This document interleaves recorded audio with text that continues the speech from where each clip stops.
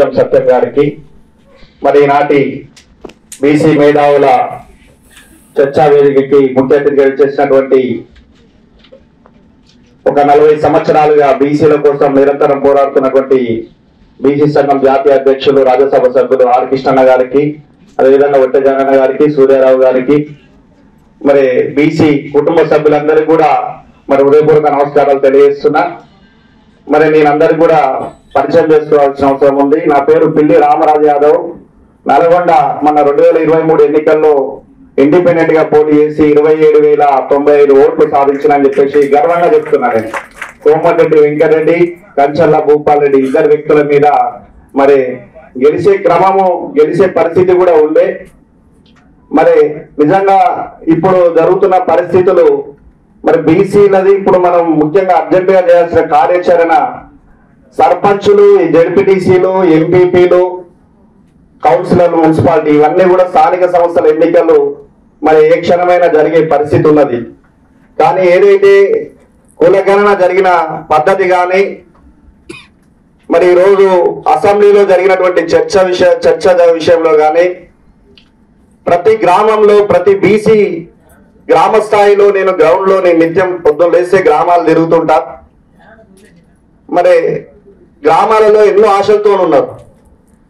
వెంటనే మరి మనం చూస్తా ఉన్నాము, రోజు వాట్సాప్లలో ఈసీ ఎలక్షన్ కమిషన్ 10వ తారీఖు అని చెప్పేసి మరి 15వ తారీఖు అని చెప్పేసి వస్తున్నాయి. ఏ క్షణమైన ఎన్నికలు వచ్చే పరిస్థితి ఉండేవాడికి వెంటనే నాకున్నటువంటి ఆలోచన బీసీ కార్యాచరణ ప్రతి జిల్లా కేంద్రంలో నిరసన కార్యక్రమాలు వారం రోజుల పాటు అన్ని కుల సంఘాలతో కలుపుకొని ఈ రాష్ట్ర ప్రభుత్వం మీద పోరాడాల్సిన అవసరం ఉందని చెప్పేసి నేను తెలియజేస్తున్నా. ఎందుకంటే ఈ సమయం దాటిపోతే ఎలక్షన్ కోడ్ వచ్చిందంటే ఎలక్షన్ ఎవరు ఆపలేరు. మనం ఉద్యమం చేసినా కూడా ఫలితం ఉండదు. మనం ఎన్ని మీటింగ్లు ఈ విధంగా చర్చా వేదికలు పెట్టినా కూడా ఉండదు.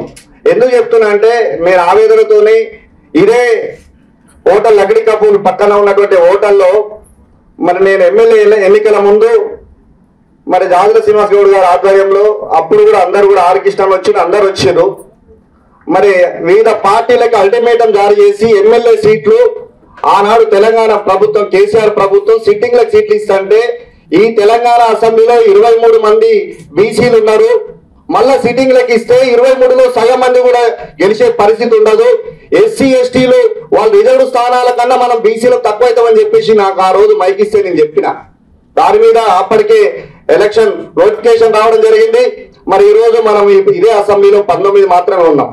చట్టసభల్లో మనం ఈరోజు మీకు ఒక విషయం చెప్తున్నా. గ్రామాలలో నల్గొండ జిల్లా విషయానికి వచ్చినప్పుడు సర్పంచులు మొన్న ప్రింట్ మీడియా రిలీజ్ చేసింది. జనరల్ స్థానాలలో కూడా బీసీలు గెలుస్తారు.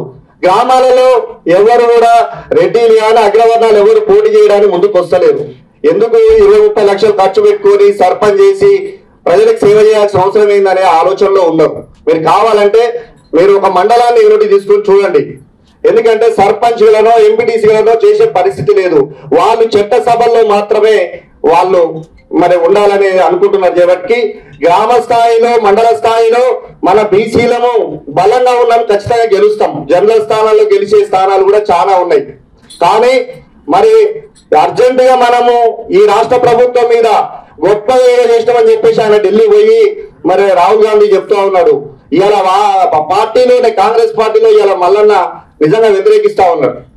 అందుకనే ఇవాళ అన్ని పార్టీలను కలుపుకొని నేను వెంటనే కార్యాచరణ నిరసన మరి వినతి పత్రాలు ఇవ్వడం అయితేంది, అదేవిధంగా కలెక్టరేట్ల ముట్టడి అయితేంది, ఇలాంటి కార్యక్రమాలు తీసుకుంటే ఈ రాష్ట్ర ప్రభుత్వం దిగుస్తుందని చెప్పేసి మరి నాకున్నటువంటి అభిప్రాయము.